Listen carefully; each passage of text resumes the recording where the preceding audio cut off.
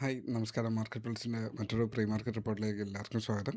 അപ്പോൾ ഇന്നത്തെ pre market റിപ്പോർട്ടിൽ ഇപ്പോൾ ഏറ്റവും ഇമ്പോർട്ടൻ്റ് ആയിട്ട് പറയാനുള്ളതെന്ന് പറഞ്ഞാൽ ട്രംപ് പറഞ്ഞൊരു പുതിയ സ്റ്റേറ്റ്മെൻറ്റാണ്. ഡീൽ ഓൾമോസ്റ്റ് ആയി എന്നുള്ളതാണ് പുള്ളിക്കാരൻ പറഞ്ഞ. സൈനിങ്ങിലേക്ക് എത്തി എന്നുള്ള ഒരു പരിപാടിയാണ് പുള്ളിക്കാരൻ പറഞ്ഞത്.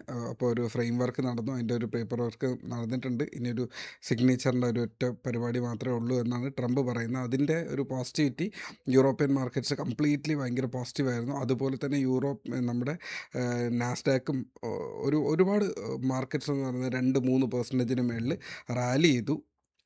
നമ്മുടെ ഗിഫ്റ്റ് നിഫ്റ്റി മാത്രം ഒരു 100 പോയിൻ്റ് വ്യത്യാസം വന്നു എന്നുള്ളത് മാത്രമല്ല, അതൊരു 0.5% മാത്രമേ ഉള്ളൂ. പക്ഷേ അത് ഇന്ന് രാവിലെ ഓപ്പൺ ചെയ്യുമ്പോൾ അറിയാം നമുക്ക് അതിൻ്റെ നെക്സ്റ്റ് മൂവ്മെൻറ്റ് എന്തായിരിക്കും എന്നുള്ളത്. ഇതുവരെ കൺഫേം ആയിട്ടില്ല ആ ഒരു മൊമെൻറ്റം ഏത് ഡയറക്ഷനിലേക്ക് പോകും എന്നുള്ളത്. പക്ഷേ പോസിറ്റീവ് ആയിരിക്കാനുള്ള സാധ്യത കൂടുതലാണ്. അപ്പോൾ ആ ഒരു അമേരിക്ക അറ്റാക്ക് ചെയ്യേണ്ട, ഇറാനെ ഇനി അറ്റാക്ക് ചെയ്യേണ്ട, ആ US ഹെലികോപ്റ്റർ വീഴുന്നതിൻ്റെ പേരിൽ എന്നുള്ളൊരു സംഭവമാണ് അവിടെ നടന്നത്. അപ്പോൾ ഇതിൻ്റെ പോസിറ്റിവിറ്റി ഫ്രണ്ടിലേക്ക് വരുമ്പോൾ കാണാനുള്ള സാധ്യതയുണ്ട്. ക്രൂഡ് ഓയിലിൻ്റെ വില 92ലേക്ക് തിരിച്ചു വന്നു. സോ എല്ലാം ഒരു പോസിറ്റീവായിട്ടുള്ളൊരു സംഭവത്തിലാണ് നിൽക്കുന്നത്. ഇൻഡൽ 10%ഓളം കയറി US മാർക്കറ്റ് പെട്ടെന്നൊരു മൂവ്മെൻറ്റ് വന്നു.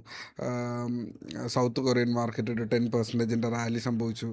അപ്പോൾ അവിടെ എല്ലായിടത്തും യൂറോപ്യൻ മാർക്കറ്റിലും എല്ലാത്തിലും ഒരു പോസിറ്റിവിറ്റി അവിടെ നിൽപ്പുണ്ട്. ഇന്ത്യൻ മാർക്കറ്റ് ഒഴികെ ഇന്ത്യൻ മാർക്കറ്റിൽ ഫോറിൻ ഇൻസ്റ്റിറ്റ്യൂഷൻസ് ഒരു നെഗറ്റീവ് ഫീലിൽ നിൽക്കുന്നത് കാരണമാണ്.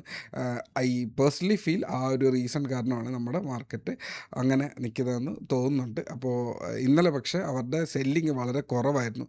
1700 കോടിയുടെ ഒരു സെല്ലിങ്ങും DAs ഒരു 3000-ന് മേളിലുള്ള ഒരു ബൈയിങ് നടന്നിരുന്നത്. അപ്പോൾ അതിൻ്റെ ഒരു പോസിറ്റിവിറ്റി അവിടെ ഉണ്ട്, ഇല്ലെന്ന് പറയുന്നില്ല.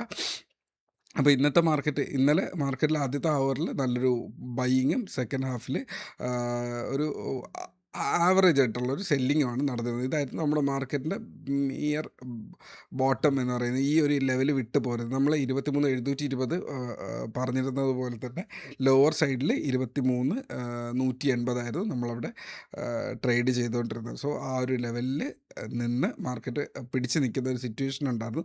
ഇന്ന് മാർക്കറ്റ് ഓപ്പൺ ചെയ്യാൻ സാധ്യത 23,350 റേഞ്ചിലേക്കാണ്. ഇത് ഈ ഒരു ലൈനിൻ്റെ തൊട്ടടുത്താണ്. അപ്പോൾ 350 റേഞ്ചിലേക്ക് ഓപ്പൺ ചെയ്ത് കഴിഞ്ഞാലുള്ള ലെവൽ എന്ന് പറയുന്നത് ഈ 23,240 to 280 റേഞ്ച് എന്ന് പറയുന്നത് വളരെ നല്ലൊരു സപ്പോർട്ടായിട്ട്, ഒരു ബൗൺസിങ് കുഷനായിട്ട് വർക്ക് ചെയ്യാനുള്ള സാധ്യതയുണ്ട്.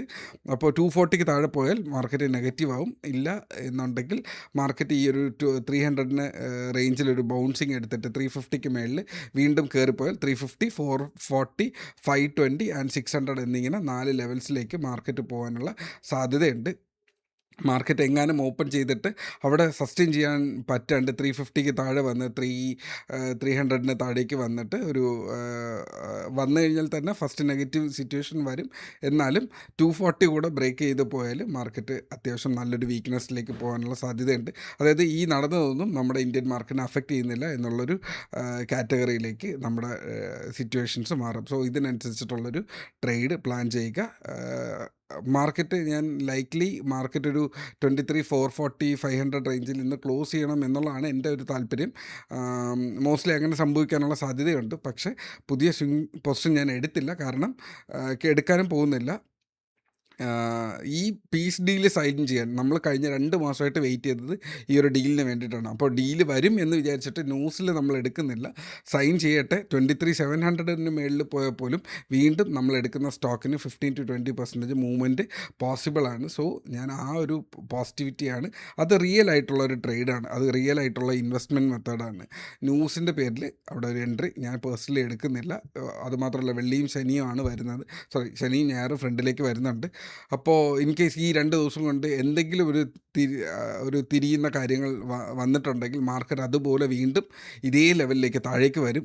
അപ്പോൾ ഇവിടെ നിന്നിട്ടായിരിക്കും മിക്കവാറും മാർക്കറ്റ് ഒറ്റയടിക്ക് ഇവിടേക്ക് വീഴുക. സോ അതൊരു വലിയൊരു വീഴ്ചയാവാനുള്ള സാധ്യതയുണ്ട്. അപ്പോൾ പോസിറ്റിവിറ്റി കണ്ടിട്ട് ഓടിപ്പോയി ട്രേഡ് എടുത്തു കഴിഞ്ഞാൽ അങ്ങനെ ഒരു സിറ്റുവേഷൻ വരാം. സോ അതിനനുസരിച്ചിട്ട് ഞാൻ എൻ്റെ ട്രേഡ് പ്ലാൻ ചെയ്യുന്നു എന്നുള്ളത് മാത്രമേ ഉള്ളൂ. So trade safe, take care.